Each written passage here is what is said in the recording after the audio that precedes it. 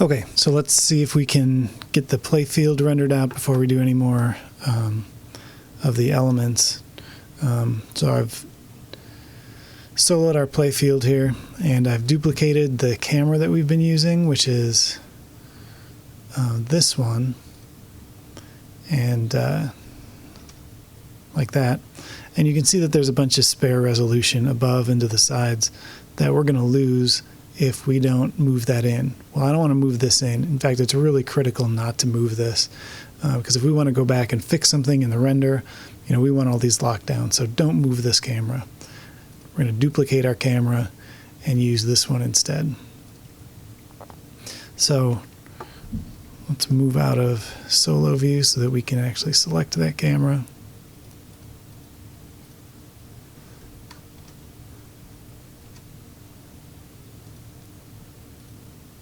All right, so that's where we're at here. And so what we can do then is keep the same point of view because we want, reflections and lighting to all still be from the same place, but we can change our sensor size on this camera to zoom in a bit and get closer to the playfield. So that's better. And see how we do here. Still okay out to the edges, but up and down, I think we are out of luck here. All right, so everything is within the boundaries. And that's our playfield. So we need to make all of this geometry permanent. And before we do that, we're going to duplicate it, and we're just going to move a copy to junk so that if this messes up somehow, we're not stuck with the results. We're going to move it to workshop. It's just a good way to protect other things from mistakes. And we're going to duplicate this and move it to workshop. Those are all the cutouts. Okay. So then we're going to go to workshop. We're going to solo these two elements. And then what we're going to do is we're going to have to differentiate. And I thought I had done this, but it's been a long time now. We're going to differentiate between places where we want holes actually cut in the playfield and where we have inserts. The reason being, we don't need physical holes in the playfield here, because if there are reflections of things, it's okay for them to be on top of inserts. It makes sense that that would happen. So a ball reflection, for example. However, where there are actually holes in the playfield, like here or here, we don't want reflections. We're going to cut those all the way out, so like those. And anything under plastics, I don't really need physical holes there. So this, these spots for the GI bulbs, I'm going to save us some geometry.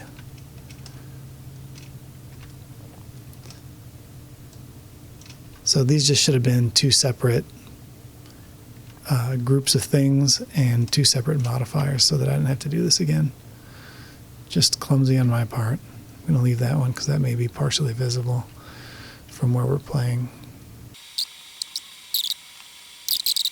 I have our playfield layer, and I applied the boolean that cut out our holes for places where we want actual holes in the playfield. That's different than our inserts. The nice thing about actual holes in your mesh is you don't get reflections. So, totally great for stuff like that. But where we have the holes for the inserts, and even some of the, like the bulbs back here, we don't need to add geometry back here. You're never going to see that when you're playing. We're going to leave that blank, so it's going to render out transparent. So that's blank, but we're not adding geometry in those areas. So that's what we have here. And we have only the playfield set to visible. And then any of the elements that move in the game, like the drop targets or the flippers, or, in this case, this thing too, we're going to move to a no render directory.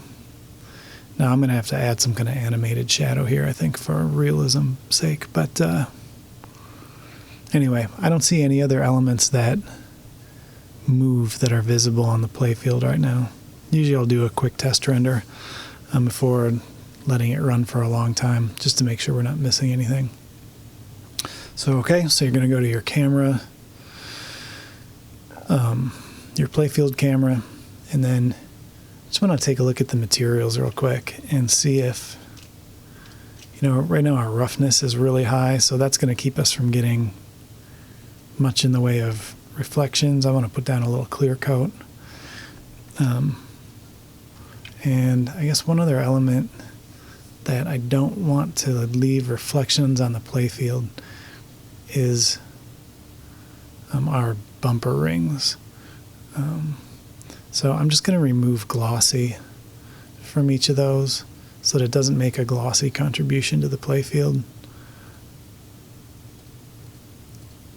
because those are actually going to be, we're going to have reflections on in Visual Pinball for those. Most of this other stuff doesn't have to have reflections on because we're going to render the reflections right into the playfield. So,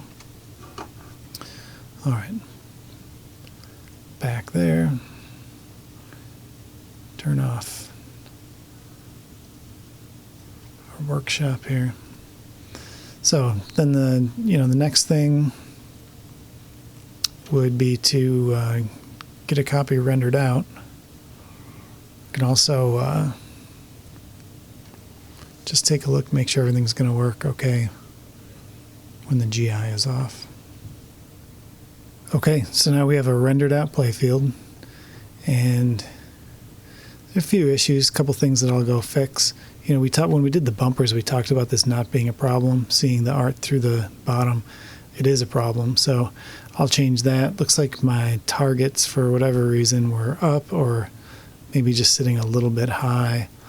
Got a little reflection from the spinner, which we don't want. These are all really minor things.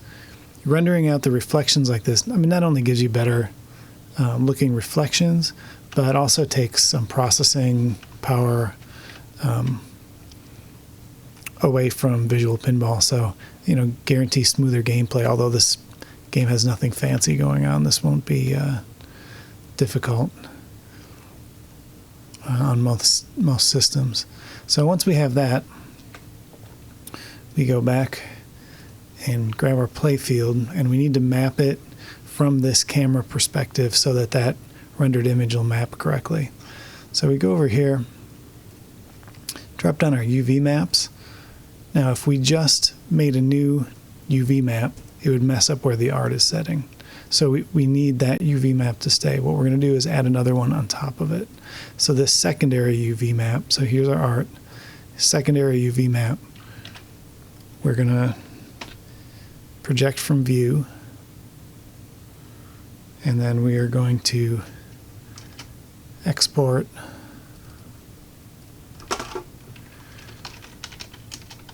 playfield mesh,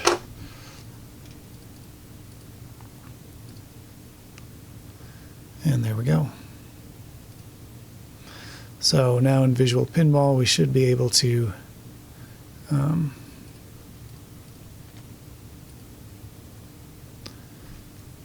grab a mesh,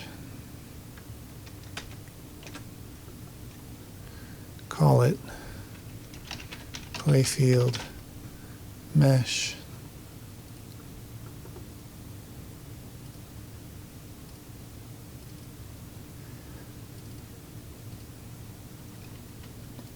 and if we turn our editor up, we should see it right there. This thing can really get in the way sometimes, so I want to put it on. I'm just going to stick it on layer 5. And then we need to, our image doesn't matter in this case, because it's actually going to use our playfield graphics image. So we want to go find it. There it is. And then we'll change our image to, well, it's going to be one of these. It looks like I have an old one in here.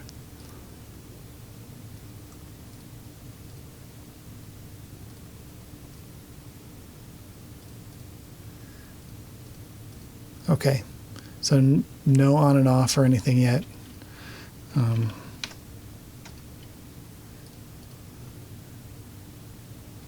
But as a test, let's just take a look here.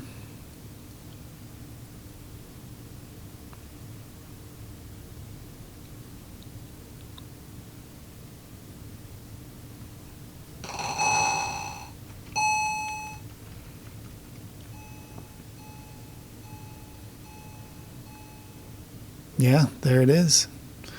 So, you know, it looks good. Sharpness is excellent.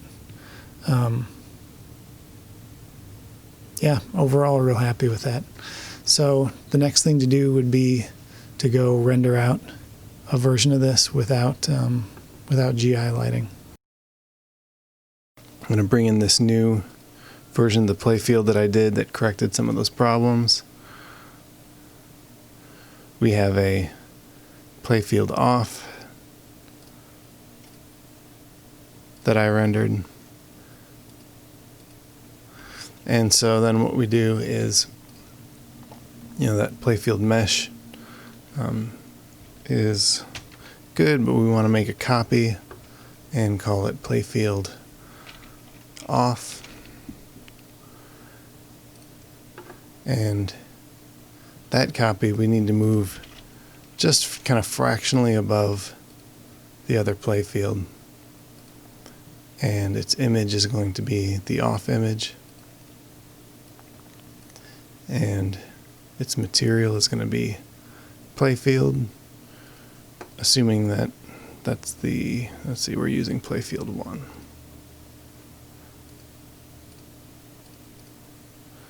Okay, depth bias 0 is fine. That stuff doesn't matter. Make sure that it has no physical properties. And then in the script, you just need to activate that visually whenever it needs to be on. So whenever the GI is off, you know, you can figure out how to script that. You know, a texture swap, or really the best way to do it would be to cycle through a series of materials that are gradually more transparent until it disappears, so that you actually get a fading effect. But I don't have the scripting skills or the patience to do that. This is for just a really quick, you know, pop on of the game at the beginning. So in that case, you know, I just have playfield off visible equals 0 waiting here. And with that on, we'll give this a test.